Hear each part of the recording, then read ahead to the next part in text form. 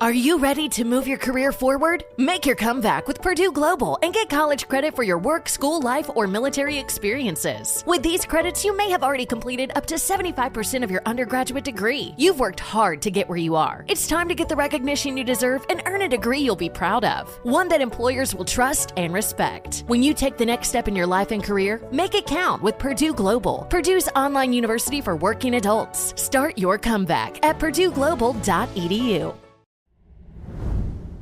Sometimes life can seem hard and tough to navigate, but what may seem like the smallest tasks, such as getting out of bed or even brushing your teeth, should be celebrated as a win. And State Farm is here to help you celebrate all your wins. The State Farm Personal Price Plan helps you create an affordable price just for you. Talk to a State Farm agent today to learn how you can bundle and save with the Personal Price Plan. Like a good neighbor, State Farm is there. Prices are based on rating plans that vary by state. Coverage options are selected by the customer. Availability, amount of discounts and savings, and eligibility vary by state. Hello.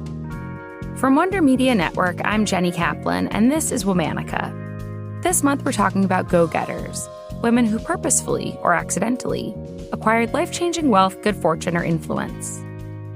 Today we're talking about a financial maverick whose ironclad grip on her wallet made her one of the wealthiest people in America in the 20th century.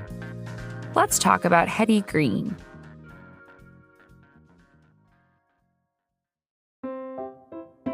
Hetty Green was born on November 21, 1834 in New Bedford, Massachusetts. She grew up in a wealthy Quaker family whose fortune was made in the whaling industry. At 6 years old, her father, a savvy businessman, told Hetty that she would have to look after her property when she got older. From that point on, Hetty watched and learned from her father's business practices. She joined him on visits to commodities traders and stockbrokers. Her grandfather also encouraged her to read financial papers. This did her a great service, because by the time she was 13 years old, Hetty was the bookkeeper for the family business. When Hetty wasn't poring over numbers, she was attending boarding school. After graduating, she spent time between New Bedford and New York City. This was strategic. She wanted to be in the city to help her father manage his business activities, but she needed to be in New Bedford to continue to spend time with her Aunt Sylvia, who was likely to include Hetty generously in her will. While Hetty's father appreciated his daughter's passion for finance, he also saw her as a woman in 19th century society. So when she was still unmarried at 20 years old, he bought her a fancy new wardrobe to attract a wealthy man. Hetty was uninterested. She sold the clothes and used the money to buy government bonds. From there, the investments began. Eventually, Hetty met a man she thought worthy of marriage.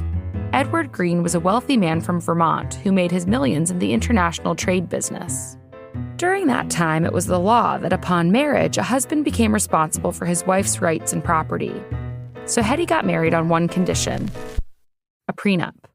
Edward would forgo his right to Hetty's money and not inherit any of it. Edward agreed. Hetty's father didn't make it to his daughter's wedding. Shortly after the couple's engagement in the spring of 1865, Hetty lost both her father and her Aunt Sylvia. Hetty was the sole heir to her father's fortune. She inherited almost $6 million from him, and she thought she was the only beneficiary of Aunt Sylvia's will. But unbeknownst to Hetty, Aunt Sylvia had changed her will. Her $2 million estate no longer belonged just to Hetty. But Hetty felt entitled to that money and took the issue to court. She presented an earlier version of the will that only listed her as the beneficiary. But Hetty lost the dispute. Someone had forged a signature on the will. Nevertheless, Hetty was determined to increase her fortune. She did that through her contrarian investing strategy. She said, "I buy when things are low and nobody wants them. I keep them until they go up and people are crazy to get them." That is, I believe, the secret of all successful business. This approach paid off. She invested in real estate, bonds, railroad stocks, and mines. Mortgage lending was also particularly lucrative. Hetty made decisions based on cold, hard facts rather than sentiment or luck. Hetty continued to steadily amass wealth, though that didn't mean her lifestyle changed. She was extremely frugal. Her interest seemed to only be in making money, not spending it. She cut corners where she could. Rumors about her stinginess made their way around town. The streets whispered that she never turned on the heat or used hot water. She only replaced her undergarments after they'd fallen apart, and that she ate only oatmeal that she warmed up on her office radiator. The most severe accusation of all was that she neglected to treat her son's injured leg, which eventually resulted in an amputation, allegedly because the doctor's fees were too high. That rumor was later debunked. In response to the negativity, Hetty reminded people, "I am a Quaker, and I am trying to live up to the tenets of the faith.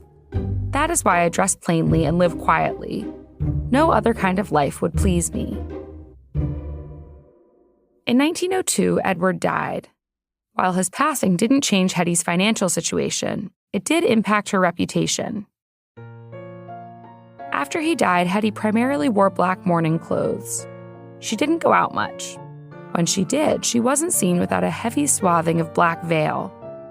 With her all-black garb and her dominant presence in a man's world, Hetty earned the nickname the Witch of Wall Street. The way society viewed and treated Hetty was a reflection of its belief that women should be focused on their homes and families. While the men of Wall Street were praised for their cunning and ruthlessness, Hetty was called a miser and witch. But she was steadfast in her enterprising spirit. She said, "A girl should be brought up as to be able to make her own living, whether or not she's going to inherit a fortune." In 1905, a Seattle Republican article named Hetty one of the world's richest 24 people, among the likes of Andrew Carnegie and J.P. Morgan. Despite the rumors and the gossip, Hetty was respected. During the financial crisis of 1907, she became the saving grace for banks and businesses. When the New York Stock Exchange plummeted, she had seen the writing on the wall. Investors came to her looking for loans and advice. She lent New York City more than $1 million in exchange for short-term revenue bonds. She charged high interest, of course. Hetty Green died in 1916. Because she didn't compromise her autonomy or ambition, Hetty died with an estimated $100 million in liquid assets. Today, that would be worth upwards of $2 billion. All of her fortune went to her children. All month, we're talking about go-getters. For more information, find us on Facebook and Instagram at Womanica Podcast. Special thanks to Liz Kaplan, my favorite sister and co-creator. Talk to you tomorrow.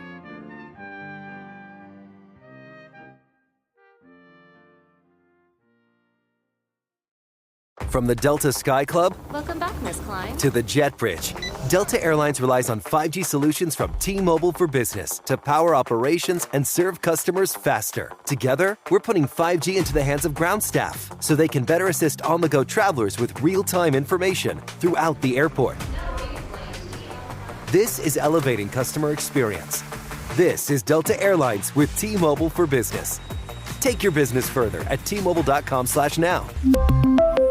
Did you know that parents rank financial literacy as the #1 most difficult life skill to teach? Meet Greenlight, the debit card and money app for families. With Greenlight, you can send money to kids instantly, set up chores, automate allowance, and keep an eye on your kids' spending with real-time notifications. Kids learn to earn, save, and spend wisely, and parents can rest easy, knowing their kids are learning about money with guardrails in place. Sign up for Greenlight today at greenlight.com/iHeart.